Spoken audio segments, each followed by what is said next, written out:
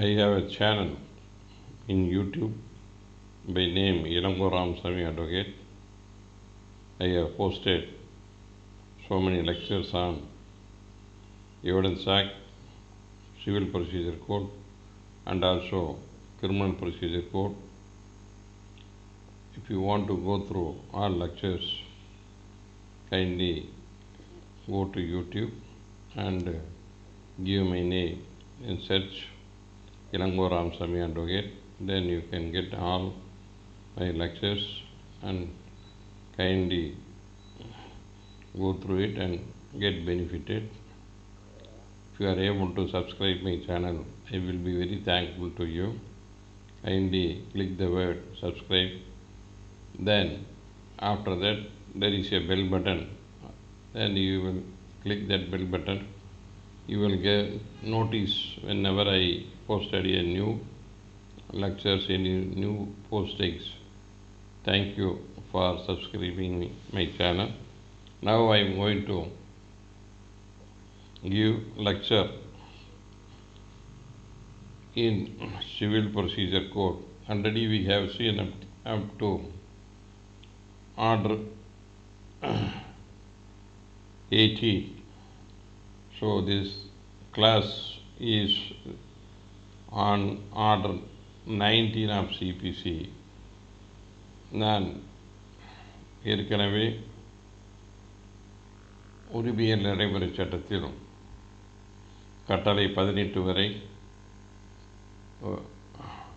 வகுப்புகள் பதிவு செய்து வெளியிட்டுள்ளேன். இந்த வகுப்பானது உரிமையல் நடைமுறை சட்டம் கட்டளை 19 பற்றிய வகுப்பாகும். So what is order 19? கட்டளை 19 என்பது பிரமாண பத்திரிகை. ஸோ ஆர்டர் 19 says பிரமாண பத்திரிகை, affidavit. So you can give evidence by affidavit. ஒரு சாட்சியத்தை நீங்கள் பிரமாண பத்திரிகையாக தாக்கல் செய்வதுதான் கட்டளை 19 ஆகும். ஆகவே கட்டளை உறுதிமொழி ஆவணம் ஆர் பிரமாண பத்திரிகை. So power to order any appointment to be proved by affidavit. Suppose court requires certain things can be proved by way of filing an affidavit. The court can pass an order to file an affidavit to prove certain facts. ஒரு நீதிமன்றம் எந்த நேரத்திலும் சில சங்கதிகளை பொறுத்து அதை நிரூபிக்க பிரமாண பத்திரிகை மூலம் நிரூபிக்க வேண்டும் என்று நினைத்தால் அந்த சங்கதிகளை பிரமாண பத்திரிகையை தாக்கல் செய்து நிரூபியுங்கள் என்று நீதிமன்றம் அந்த சாட்சியத்தை பொறுத்து பிரமாண பத்திரிகை தாக்கல் செய்யுங்கள் என்று நீதிமன்றம் உத்தரவிடலாம். That is the power given to a court to ask any party to file affidavit to prove the facts of the case. So certain things can be proved by way of filing affidavit. நீதிமன்றம் சில சங்கதிகளை பொறுத்து நீங்கள் பிரமாண பத்திரிகை தாக்கல் செய்து அதனை நிரூபியுங்கள் என்று உத்தரவிடலாம். அந்த சங்கதிகளை அவ்வாறு தாக்கல் செய்து நிரூபிக்க உங்களுக்கு பிரமாண பத்திரிகை தாக்கல் செய்து நிரூபிக்கலாம் என்று நீதிமன்றம் உத்தரவிடலாம். Now I go to Order 19 Rule 1. Power to order any point to be proved by affidavit. That is the power of the court. நீதிமன்றத்திற்குள்ள அதிகாரம். என்ன உத்தரவுறது? Any point to be proved வேண்டும். எந்த சங்கதியாவது ஒரு குறிப்பிட்ட சரத்துக்களை நீங்கள் பிரமாண பத்திரிகை தாக்கல் செய்யுங்கள் அதனை நிரூபிக்க என்று உத்தரவிடலாம். That is the main things. Any court may at any time for sufficient reason, that is the at any time, there is no prescribed time is given, at any time, at any stage of the case, at any time sufficient reason for sufficient போதுமான காரணங்கள். So எந்த நேரத்திலும் போதுமான காரணம் இருந்தால் that any particular fact or facts சங்கதிகள் அல்லது சங்கதி ஒரு குறிப்பிட்ட சங்கதி அல்லது சங்கதிகளை may be proved நிரூபிக்கலாம். இதன் மூலம் பிரமாண பத்திரிகை தாக்கல் செய்து நிரூபிக்கலாம். That affidavit of any witness may be read at the hearing on such a condition as things court reasonable. Then the court can ask to read over that affidavit. Witness may be read அந்த சாட்சியத்திற்கு அந்த பிரமாண பத்திரிகையை வாசித்து காண்பிக்க உத்தரவிடலாம். So that is the procedure. So certain facts can be proved by way of affidavit, and if the court can pass an order, then there is a so the witness should be read over the affidavit. அந்த சாட்சியத்திற்கு அந்த பிரமாண பத்திரிகை சங்கதிகளை படித்து காண்பிக்க வேண்டும் என்ற நிபந்தனையும் இடலாம். That is the order power of the court. So provided where it appears court either party bona fide desires the production of witness for cross examination, that such a witness can be produced, an order shall not be made authorizing evidence such as to be in affidavit. So it appears to court either party bona fide desires, இரண்டு நபர்களும் அந்த இரண்டு தரப்பினரும் அவருக்குள் நல்லெண்ண அடிப்படையில் it appears that either party bona fide முடிவு செய்து production of witness for cross examination குறுக்கு விசாரணை செய்வதற்கு அவரை ஆஜர்படுத்துதல், and that such witness can be produced an order shall not be made authorizing the evidence of such witness to be by affidavit. So அவ்வாறு வழங்கப்படும் சாட்சியத்தை பிறப்பிக்கலாகாது. ஒரு தரப்பினர் விசாரணைக்காக சாட்சியை முன்னிலைப்படுத்தி உண்மையான விருப்பம் கொண்டது என்றால் விசாரணை தோன்றுமானால் அவ்வாறு அத்தகைய சாட்சியை முன்னிலைப்படுத்த கூடுமென்றால் அத்தகைய சாட்சியை உறுதிமொழி ஆவணையை கொண்டு சாட்சியளிக்கும் அதிகாரம் கட்டளை பிறப்பிக்கலாகாது. That is the. ஸோ சில நேரங்களில் நாங்கள் சாட்சியினை விசாரித்துக் கொள்கிறோம் என்று கூறினால் அவ்வாறு உத்தரவிடக்கூடாது என்பதுதான் அந்த ப்ரொவிஷனுடைய ஒரு exemption. That is the. So that is the main. Then the cross examination dependent by such proof affidavit, that is one of the ruling. V. Baby versus Shekhar 2015 1 CTC page 27 Madras. Equivalent citation 2014 5 Law Weekly page 822 Madras. Equivalent citation 2015 1 MLJ page 444.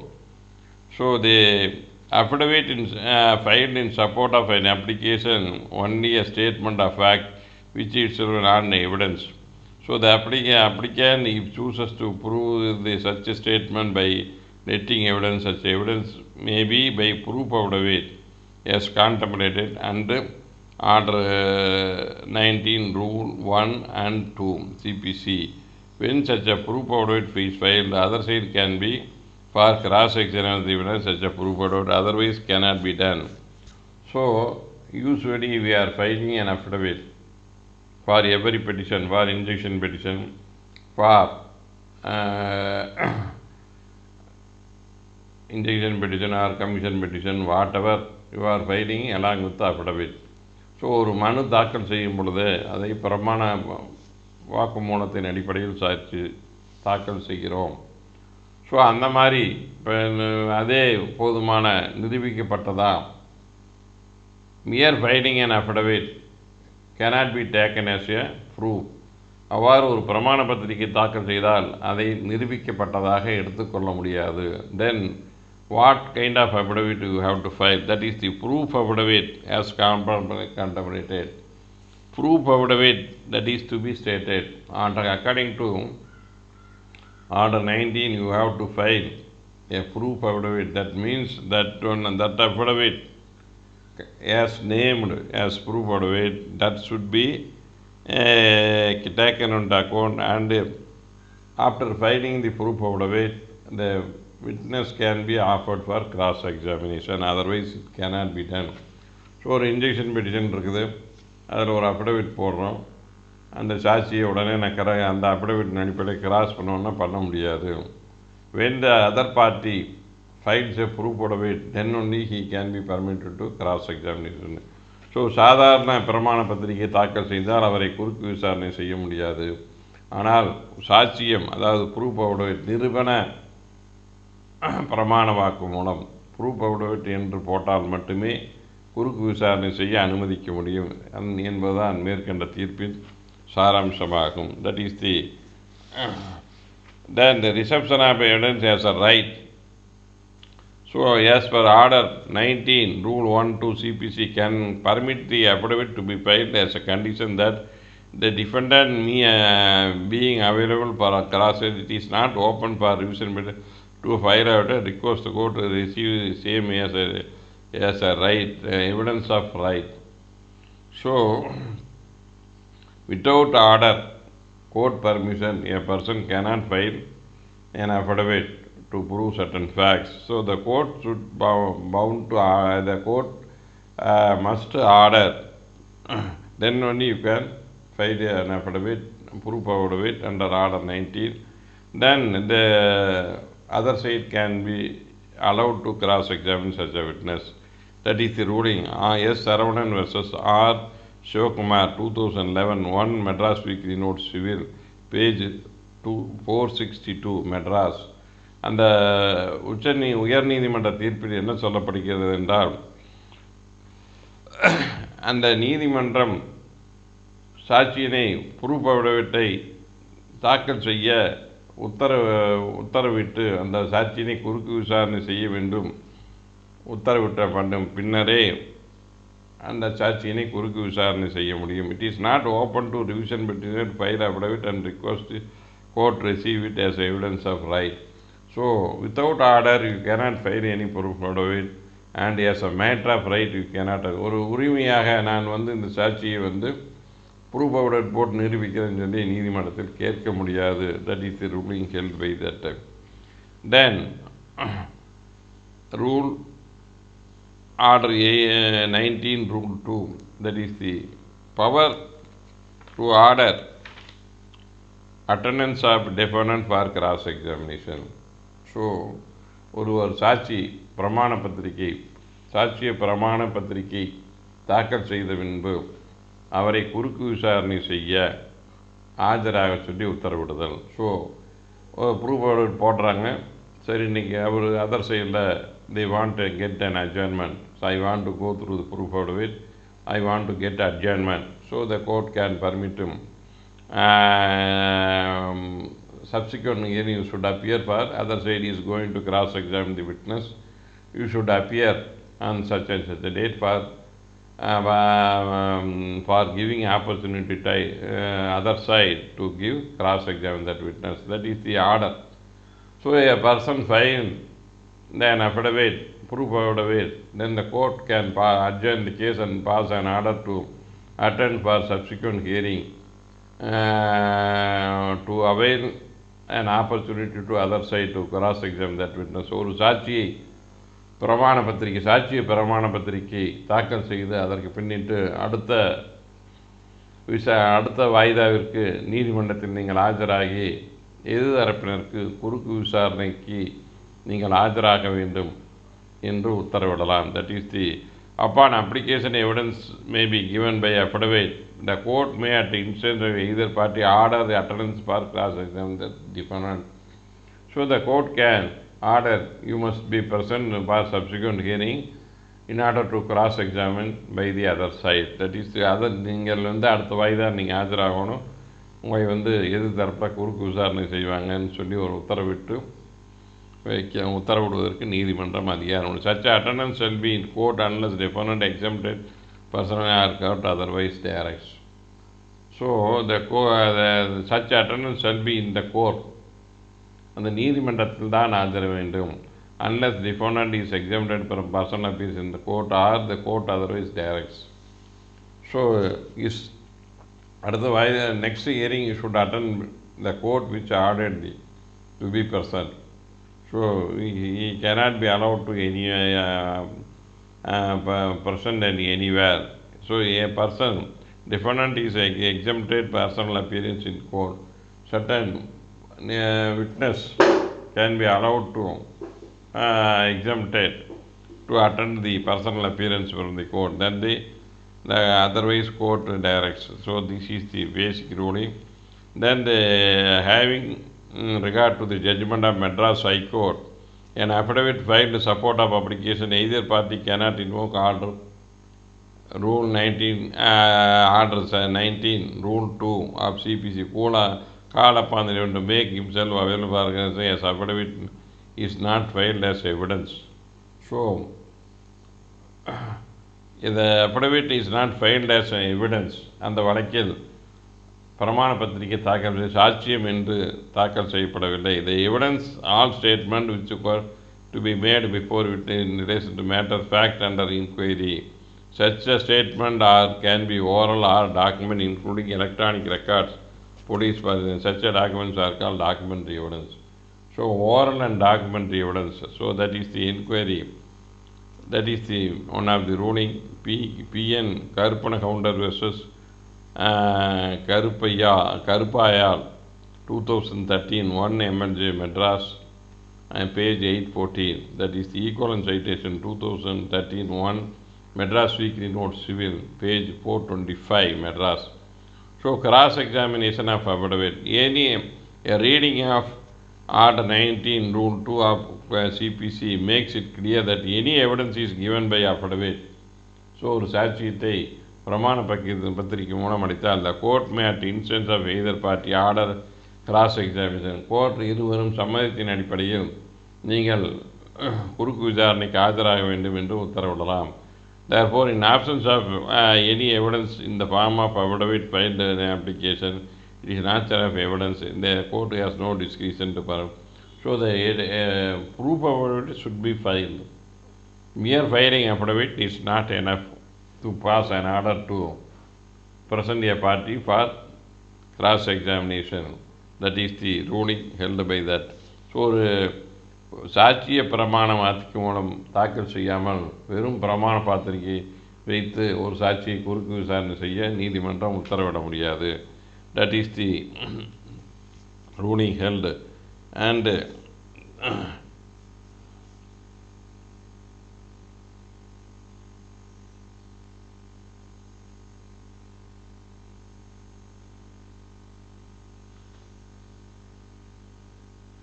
so what is the yet another ruling? Dhanalakshmi versus Karupai, 2017 5 Law Weekly, page 758 Madras. In that ruling, cross-examination who filed affidavit as per direction of so affidavit is filed under Order 19 Rule 1 is automatic right vested by the other party, but he must make an application. So immediately filing the right of cross-examination will not arise. He should file a application seeking permission for the cross as contemplated. So அந்த கட்டளை 19 விதி 2 படி நீங்கள் மனு தாக்கல் செய்து குறுக்கு விசாரணை செய்வதற்கு அனுமதி கேட்க வேண்டும். Therefore, a mere filing affidavit cannot be permitted to cross-examine that witness as a matter of right. That is the ruling. Then the Rule 3, matters to which affidavit shall be confined. So எதை பற்றி அந்த பிரமாண பத்திரிகை எதை அடக்கி இருக்க வேண்டும், confined, அதுதான் இந்த சங்கதிகளை பொறுத்தளவு தான் இருக்கணும் அப்படின்னு எதை அதில் எல்லாம் இருக்கலாம் பிரமாண பத்திரிகைங்கிறது தான் இப்போ ரூல் 3 சொல்கிறது. An affidavit shall be confined to such a fact as a defendant able to his own knowledge to prove. So without having direct evidence, அங்கே சொன்னாங்க இங்கே சொன்னாங்க, hearsay evidence should not be found place in the affidavit. So an affidavit should contain the direct knowledge of the witness. So these are the things I know personally. I have knowledge So hearsay evidence like that of hearsay evidence cannot be permitted to give in the affidavit form. That is the except on which a statement believes to be admitted. So provided the ground stated is the cost of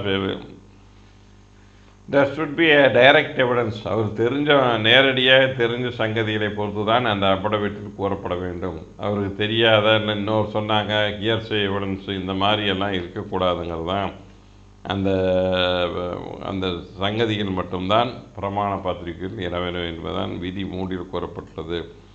then cost அந்த பிரமாண பத்திரிகை ஆகும் செலவு யார் ஏற்பது? The cost of every affidavit shall unnecessarily set forth the matter of hearsay and argumentative matter. Copies of extract from document and shall be paid by the party filing it. So, for preparation of proof and to make copies, all the expenditure should be done by the party who is filing affidavit. ஒரு பிரமாண பத்திரிகை யார் தாக்கல் செய்கிறாரோ அவரே அதை அச்சிட்டு அதனுடைய நகலை எடுத்து அந்த செலவு தொகையை அவரே ஏற்க வேண்டும். That is the main with regard to cost. So விதி 3 துணை விதி 2 அந்த பிரமாண பத்திரிகை தாக்கல் செய்வதில் ஏற்படும் செலவினங்களை யார் ஏற்பது என்பதுதான் கூறப்பட்டுள்ளது. With this the order 80 or 19 is over. There are 3 rules are there. Then the next rule is judgment and decree. So judgment and decree. So all the proceedings are over up to 19. So from order 1 to order 19 contemplates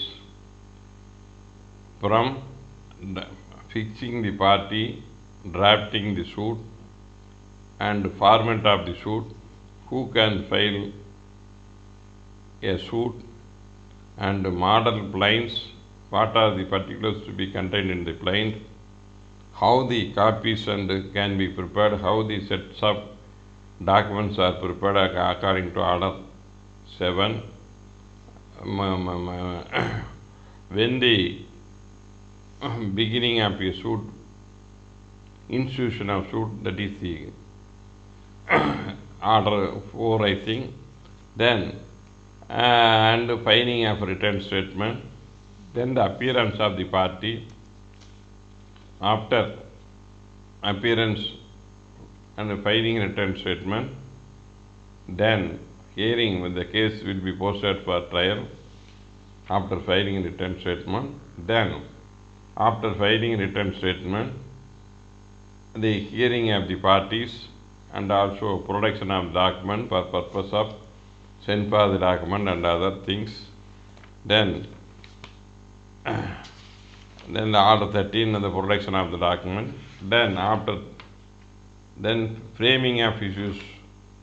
So on the basis of return statement and plaint, the court has to frame issues, then the procedure to be followed, what are the procedure to be, who has to begin the case, then how to examine the witness, after conclusion evidence, the pronunciation of the judgment. That is this order 1 to order 19 contemplates the entire procedure to be followed by a party, followed in a suit.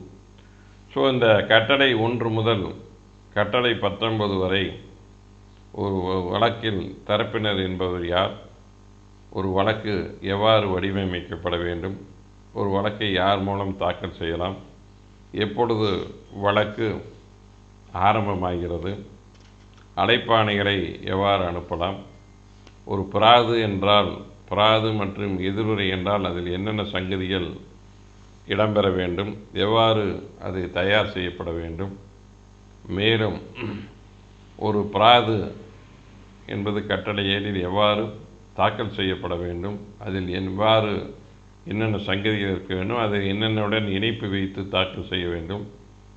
அதற்கு பின்னிட்டு எதிருரை பிரதிவாதி தாக்கல் செய்வது, எவ்வாறு தயார் செய்வது, அதை எவ்வாறு தாக்கல் செய்யலாம் என்று உள்ளது. அதற்கு பின்னிட்டு அந்த தரப்பினர் நீதிமன்றத்தில் எந்தெந்த காலகட்டங்களில் எவ்வாறு ஆஜராக வேண்டும் என்று கட்டளை 9 கூறுவது. அவ்வாறு ஆஜராகவில்லை என்றால் என்னென்ன உத்தரவு பிறப்பிக்கலாம். அதை முடித்தவென்று நீதிமன்றம் முதல் வழக்கு விசாரணைக்கு எடுத்துக்கொள்ளும் போது இருதரப்பிலும் கேட்பல், ஆவணங்களை தருவித்தல் மற்றும் யார் இடுவினாக்கள் இருதரப்பினரும் தாக்கல் செய்த ஆவணங்கள் மற்றும் பிராது மற்றும் எதிர்வையின் அடிப்படையில் வாதங்கள் அடிப்படையில் இடுவினா எவ்வாறு தயார் செய்வது, அதற்கு பின்னிட்டு வழக்கு விசாரணை எவ்வாறு நடத்துவது, யார் முதலில் தொடங்குவது, சாட்சியம் எவ்வாறு அளிப்பது என்ற பல்வேறு வழக்கு நடைமுறைகளை இந்த கட்டளை 1 முதல் 19 வரை உள்ள அனைத்து கட்டளையும் தெளிவாக கூறப்பட்டுள்ளது. So the various procedure to be adopted from the filing of case till the conclusion of evidence and arguments. So that is the procedures. So எவ்வாறு நடைமுறை உள்ளது என்பதை கட்டளை 1 கட்டளை 10. Then after hearing the both sides, the court can decide and can pass a judgment. So இதை அனைத்து முடித்த பின்பு நீதிமன்றம் தீர்ப்பு வழங்கலாம். So that is the order 20. So judgment, how to pass a judgment, when judgment can be pronounced. So after pronouncement of the judgment, the degree should be drafted. How the degree can be drafted. So these are the basic things which should be. So the degree, so after passing the judgment, how a degree can be drafted. So what is judgment? How a judgment can be prepared. These are the things and they are dealt under order 20. So கட்டளை 20 ஒரு நீதிமன்ற தீர்ப்பு மற்றும் தீர்ப்பாணை பற்றிய ஒரு தீர்ப்பு எவ்வாறு வழங்கப்பட வேண்டும், எப்பொழுது வழங்கப்பட வேண்டும், எந்தெந்த வழக்கில் எவ்வாறு வழங்கப்பட வேண்டும் என்பதை பற்றியும் மற்றும் தீர்ப்பு வழங்கிய பின்னிட்டு தீர்ப்பாணை எவ்வாறு வடிவமைக்கப்பட வேண்டும் பல்வேறு வழக்குகளை என்பதை பற்றி படிப்பதுதான் கட்டளை 20 விளக்கப்பட்டுள்ளது. So now I am proceeding to order 20. So what is the judgment and degree? The rule 1, judgment when pronounced, எப்பொழுது நீதிமன்றம் அவையறிய தீர்ப்பினை வழங்கலாம். So the court after the case has been heard, so இருதரப்பிலும் கேட்ட பின்பு shall pronounce the judgment in open court either at once or soon after they may be practicable. So நீதிமன்றம் அவை திறந்த நீதிமன்றத்தில் நீங்கள் பார்த்தீங்கன்னா ஒரு ஜட்ஜ்மெண்ட்டில் இந்த திறந்த நீதிமன்றத்தில் this judgment is pronounced in the open court by me, that is the judgment should contain such a words. இந்த தீர்ப்பானது அவையறிய என்னால் வழங்கப்பட்டது, திறந்த நீதிமன்றத்தில் வழங்கப்பட்டது. that is to be shall pronounce judgment in open court either at once, ஒரு முறையோ, அல்லது soon or as soon thereafter may be practicable. at once உடனேனா at onceனா உடனே அப்படி என்ற அர்த்தம். ஸோ எவ்வளவு உடனடியாகவோ அப்போவே கேட்டால் அப்போவே கேட்டால் ஜட்ஜ்மெண்ட் சொல்லலாம், இல்லது பின்னால் ஒரு நாள் வாய்தாவில் என்றைக்கோ ஒரு நாளில் சொல்லலாம். சூன் ஆஃப்டர் மேபி ப்ராக்டிக்கல், எவ்வளவு விரைவாக முடியுமோ நடைமுறையில் எவ்வளவு சீக்கிரம் கொடுக்க முடியுமோ அவ்வாறு கூடலாம். ஸோ இரு தரப்பினரும் கேட்டு உடனேயோ அல்லது பின்னிட்டு நாளிலேயோ நீதிமன்றம் ஒரு தீர்ப்பினை வழங்கலாம். So when it can be pronounced, as soon as hearing the parties, the court can pronounce the judgment, or later onwards, and later onwards, as quick as possible, the court can pronounce the judgment. When the judgment to be pronounced in some few further days, future days, future days, பின்னாட்டு நாட்களில் நீதிமன்றம் உத்தரவு பிறப்பிக்க தீர்ப்பு வாசிக்குமானால் shall fix a day for that purpose. So you should fix a date. This is the judgment date. I am going to pronounce the judgment on such and such a date.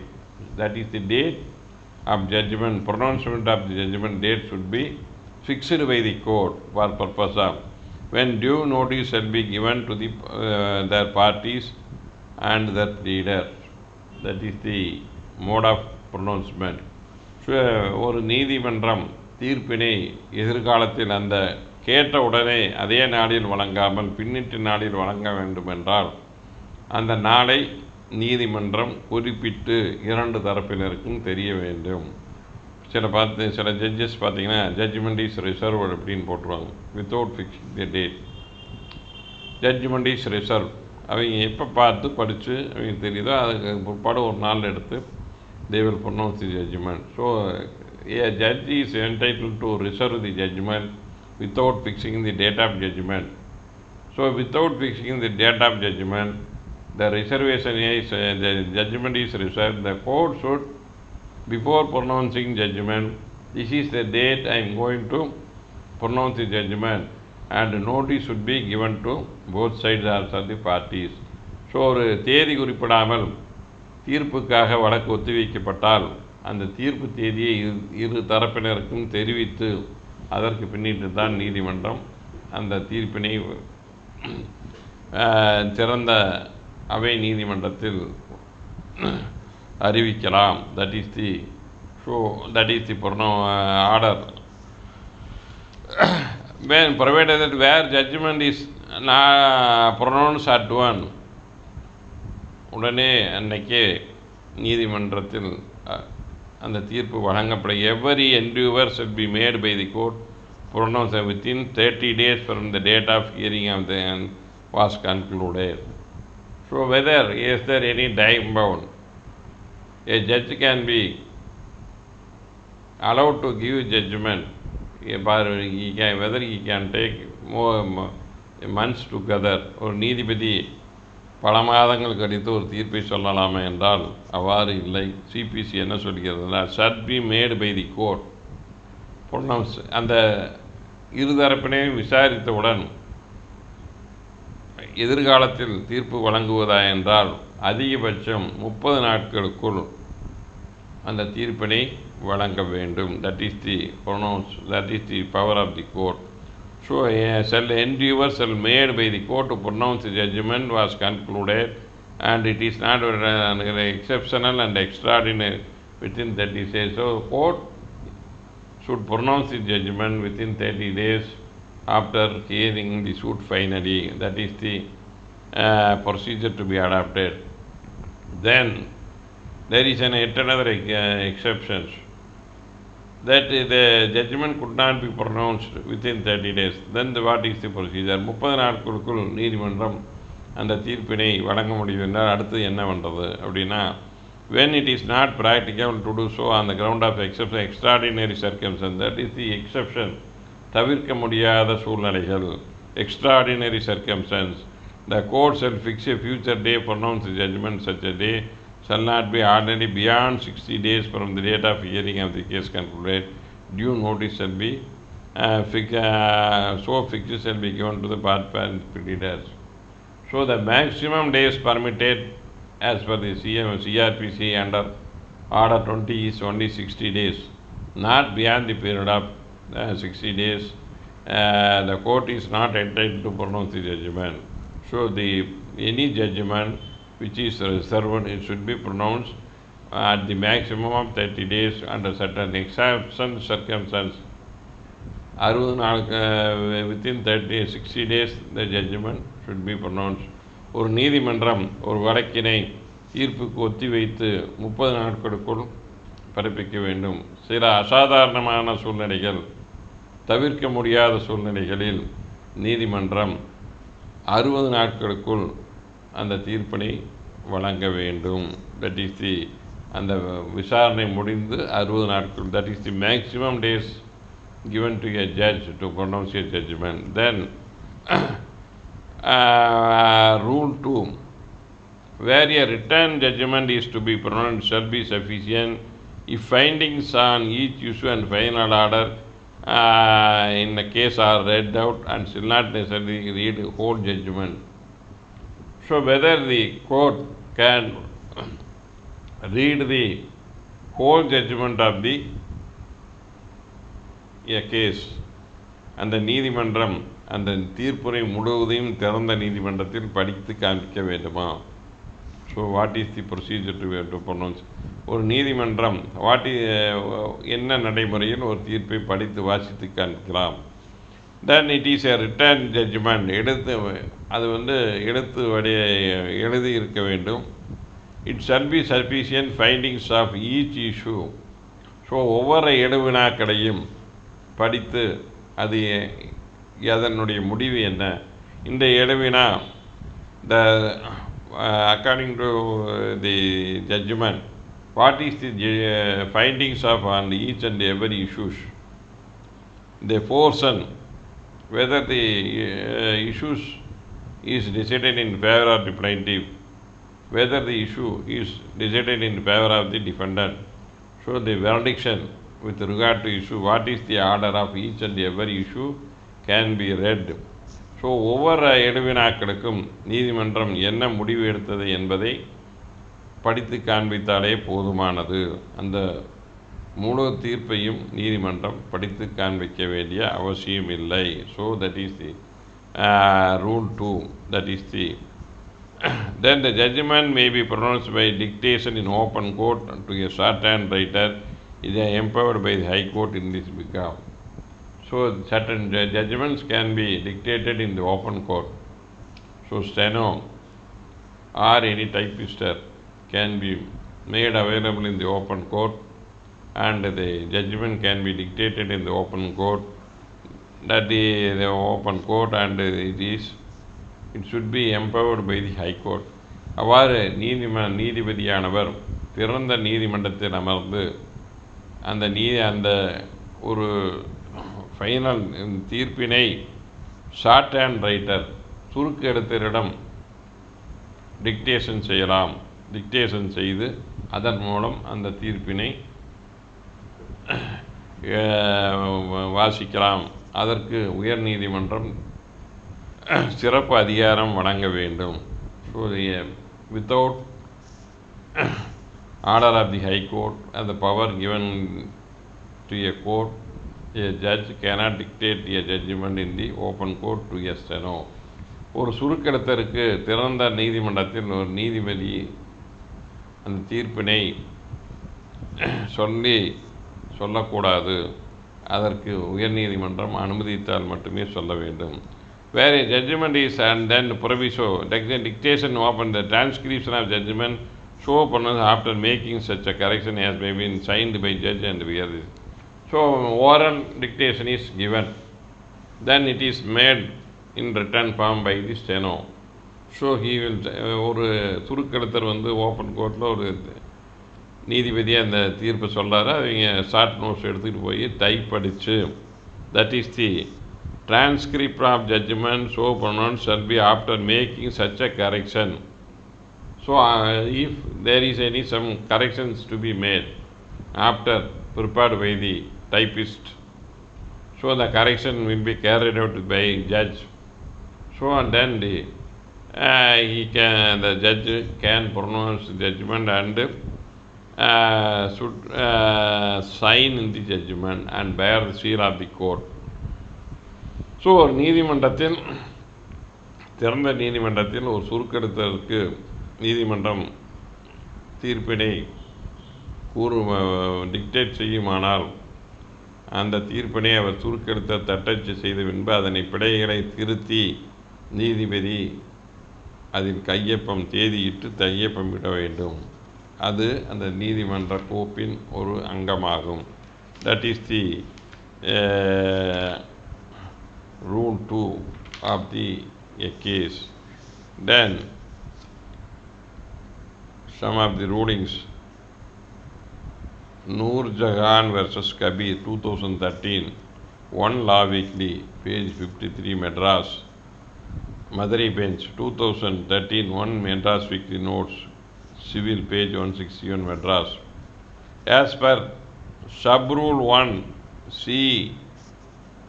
and 3 of Order 20 CPC, a party has applied for means profit within 3 years from the date of final degree. So ஒரு இறுதி தீர்ப்பை ஒரு partition சூட்டில் இறுதி தீர்ப்பு வழங்குறாங்க. அதில் ஒருத்தர் சொத்தை அனுபவிச்சுட்டு இருந்தார். எல்லா ஒரு கூட்டு பங்குதாரனுடைய சொத்தை அனுபவித்து அதில் சம்பாதிச்சிருக்கிறாருன்னா அந்த ஃபைனல் டிகிரி பாஸ் பண்ணதுலேருந்து 3 ஆண்டுகளுக்குள்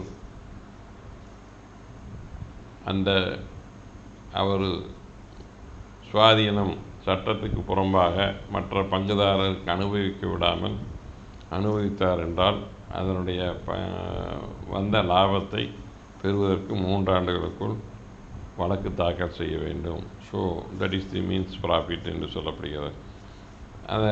அப்படி என்ன what is mean by it? Profit a person is earning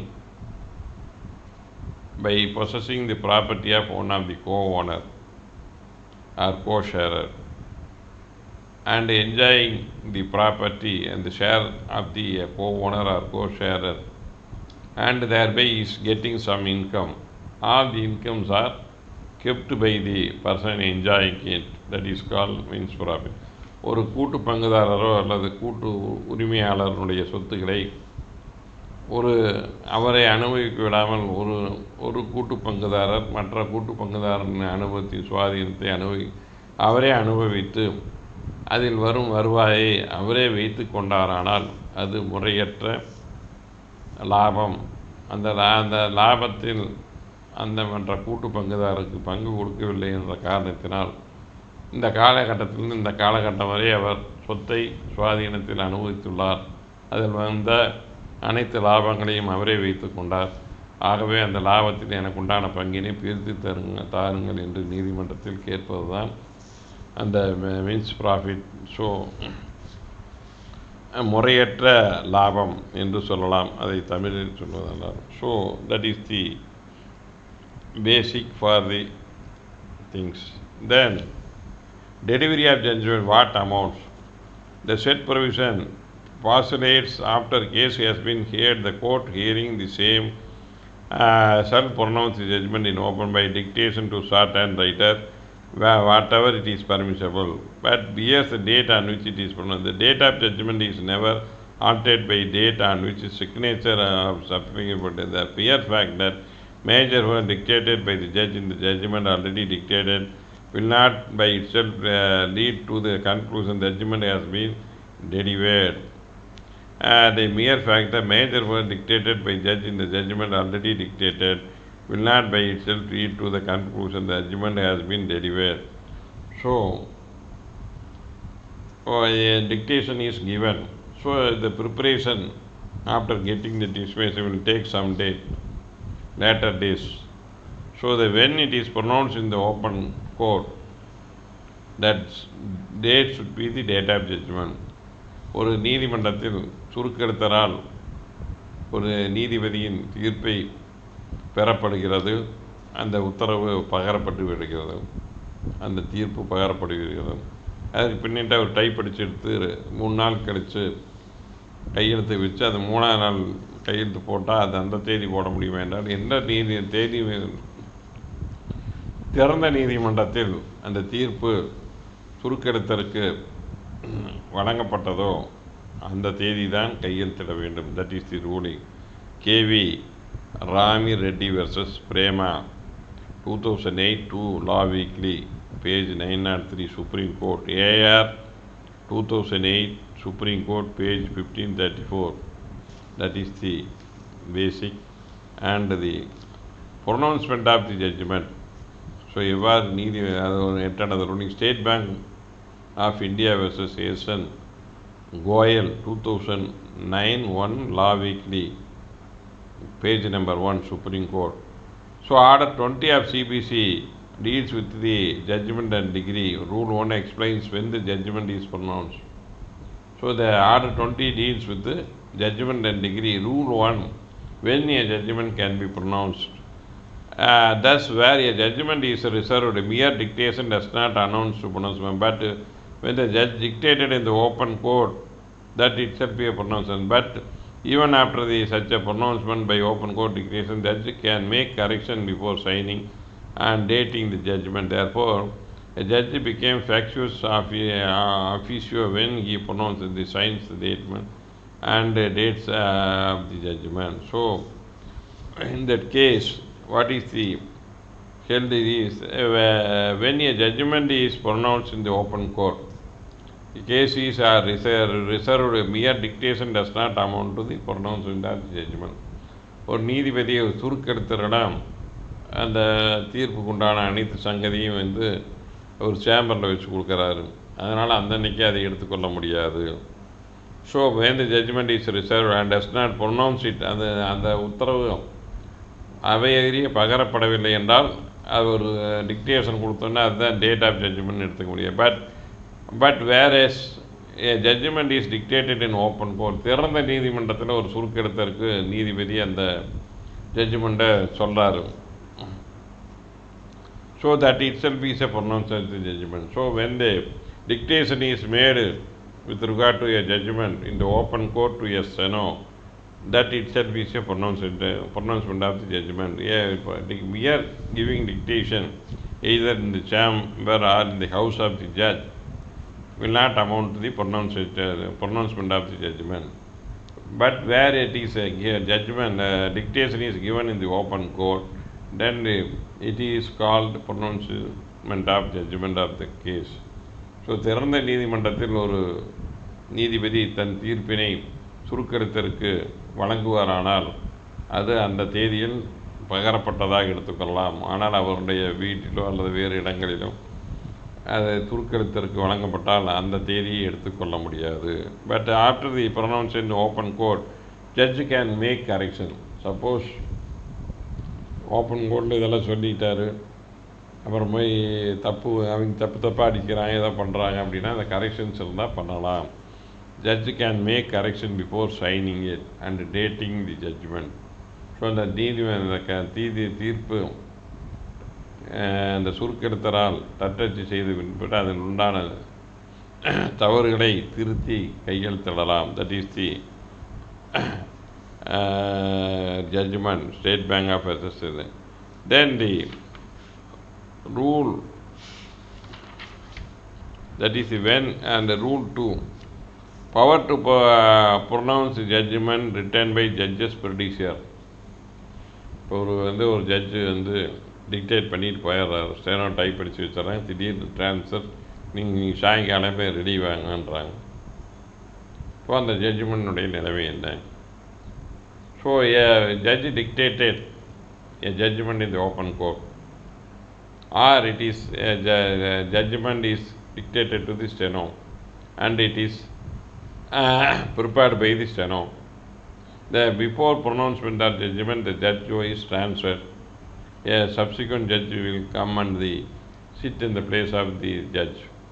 So due to transfer unaware. So ஒரு நீதிபதி ஒரு தீர்ப்பினை ஸ்டெனோவிடமா அல்லது கூறி அது தயாரிக்கப்பட்டு வருகிறது, அல்லது திறந்த நீதிமன்றத்தில் அவர் அந்த தீர்ப்பை உச்சரித்து விட்டு அந்த ஸ்டெனோ கொடுத்துட்றாரு, அல்லது ஸ்டெனோட ஜட்ஜ்மெண்ட் சொல்லி டைப் அடித்து ரெடி ஆகிட்டு இருக்குது. இந்த நிலைமையில் ஒரு ஜட்ஜு மாற்றமாகிடுறார். அவர் நீதிமன்றத்தில் இது பண்ண முடியவில்லை, தீர்வு வாசிக்க முடியவில்லை. A judge shall pronounce a judgment written but not pronounced by his predecessor. A judge shall pronounce a judgment written but shall not be pronounced by his predecessor. ஒரு நீதிபதி தீர்ப்பை விட்டால் எழுத்து மூலமாக அதை மறுபடியும் ப்ரொனவுன்ஸ் செய்யக்கூடாது. That is the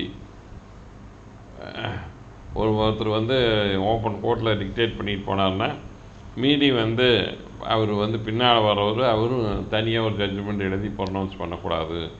that is the so judgment shall be dated and signed by judge in open court pronouncing it. So நீதிமன்றத்தில் டைப் அடிச்சுட்டு மேலே வச்சுருப்பாங்க. அவர் அதை வாசிச்சுட்டு அதுக்கு பிற்பாடு நீதிமன்றம் ஓப்பன் கோர்ட்டில் கையெழுத்து போட வேண்டும். That is the pronouncing the judgment in the open court, and after pronouncing the judgment you should sign in the open court. That is the mandatory. Shall be dated and signed by judge in open court the time of pronouncing the judgment. Already கையெழுத்து போட்டு வாசிக்கக்கூடாது. So he should pronounce the judgment in the open court. He should sign in the open court. So திறந்த நீதிமன்றத்தில் பகர்ந்து அந்த திறந்த நீதிமன்றத்தில் கையொப்பமிட வேண்டும். That is the rule. when once it is signed it shall not be after altered save otherwise 752. Once the judgment is pronounced and signed by judge, it should not be altered except under section 152. So நீதிபதி ஒரு தீர்ப்பை வழங்கி திறந்த நீதிமன்றத்தில் கையொப்பமிட்டு விட்டால் அதை மாற்றக்கூடாது. அவ்வாறு மாற்ற வேண்டுமென்றால் பிரிவு 152 alteration in judgment and decree, அதேபோல் ரிவ்யூ மறுபரிசீலனை, மறுசீராய்வு மறுபரிசீலனை. அந்த யார் கூறினாங்களோ அவங்களே அவங்களுடைய தீர்ப்பினை மறு ஆய்வு செய்வதற்கு review. Revision is done by another superior court. So revision என்பது, revision means an order is considered by the superior judge, which by the judge it is passed, he is superior. So if a judge can reconsider his judgment, that is called review. ஒரு நீதிபதி ஒரு உத்தரவினை உயர் அதிகாரம் படைத்த நீதிமன்றத்தினால் ஆய்வு செய்யப்பட்டால் அதற்கு மறுசீராய்வு. ஒரு நீதிபதி தன்னுடைய தீர்ப்பை தானே மறுபரிசீலனை செய்வது review. So review means judge who pronounced the judgment can reconsider these are the irregularities found place in the judgment.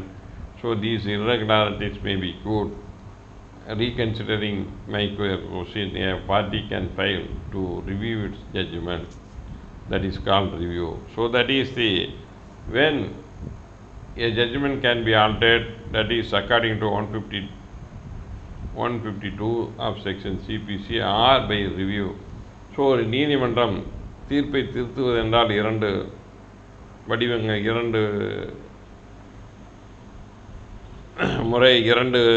முறையை கையாளலாம். பிரிவு 152 சிபிசியில் கூறப்பட்ட முறையிலோ அல்லது மறுபரிசீலனை முறையிலேயோ ஒரு தீர்ப்பை மாற்றலாம். That is the rule 3. Then the rule 4, that is called small cause cases, small cause courts, the judgment other courts, and that is the small cause. Then the rule 5,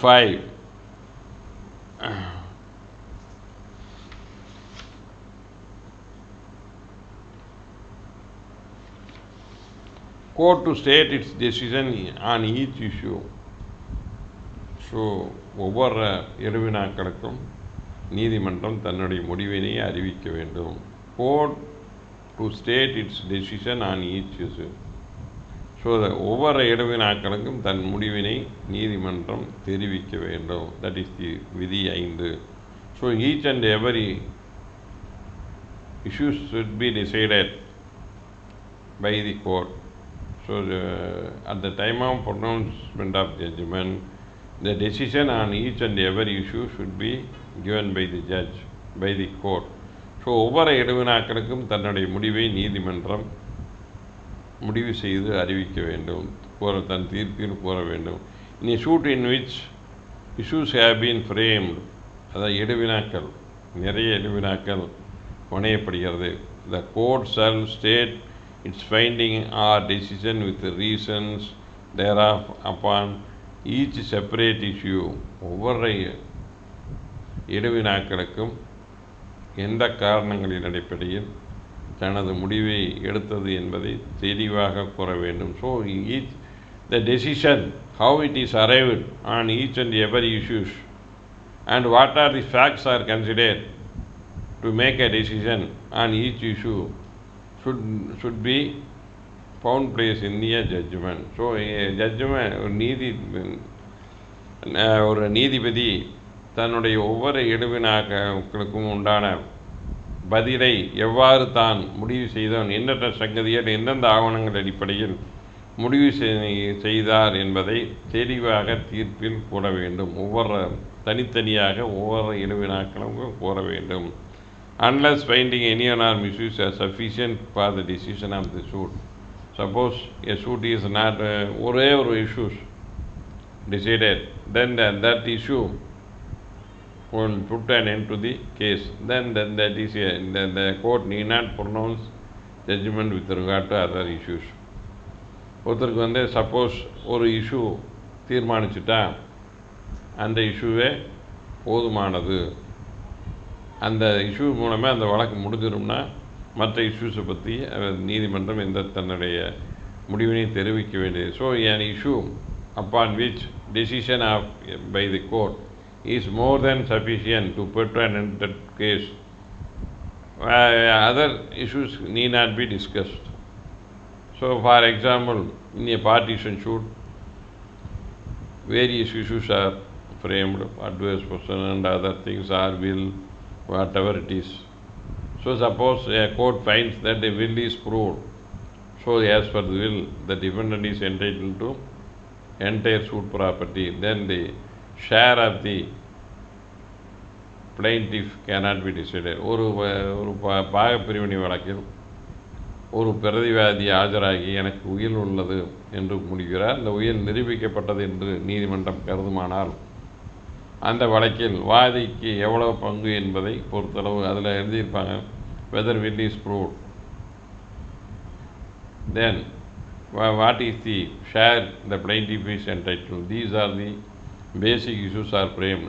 ஒரு பாகப்பிரிவினை வழக்கில் ஒரு உயில் சாசனம் மற்றும் பாகப்பிரிவினை இரண்டும் சம்பந்தப்பட்டிருந்தால் அதில் அந்த எடுவினாக்கள் உயில் சாசனம் நிரூபிக்கப்பட்டதால் வாதிக்கு தாவா சொத்துக்கு எந்த அளவு பங்குள்ளது என்று இரண்டு எடுவினாக்கள் பணியப்பட்டிருக்கு. What is the share in entitled. Then according to the decision of the court, will is proved, then the plaintiff is not entitled to any share. So there is no need to decide what is the share is plaintiff is entitled. So அந்த வழக்கில் ஒரு உயில் நிரூபிக்கப்பட்டது என்று நீதிமன்றம் கருதுமானால் அதற்கு பின்னிட்டு வாதிக்கு என்ன பங்குள்ளது என்பதை தீர்மானிக்க வேண்டிய அவசியம் இல்லை. Therefore, that is the main issues. That issue put an end to the partition. அந்த பாகப்பிரிவினை வழக்கு உயில் சாசனம் நிரூபிக்கப்பட்டுவிட்டதால் வாதிக்கு தாவா சொத்தில் பங்கு எதுவும் இல்லை என்று இந்த நீதிமன்றம் முடிவு செய்கிறது. அவருடைய பங்கு என்ன என்பதை பொறுத்தளவு நீதிமன்றம் தனியாக விலாவரியாக தன் கருத்தினை கூற அவசியமில்லை. So with this I conclude my class. Thank you for watching my class.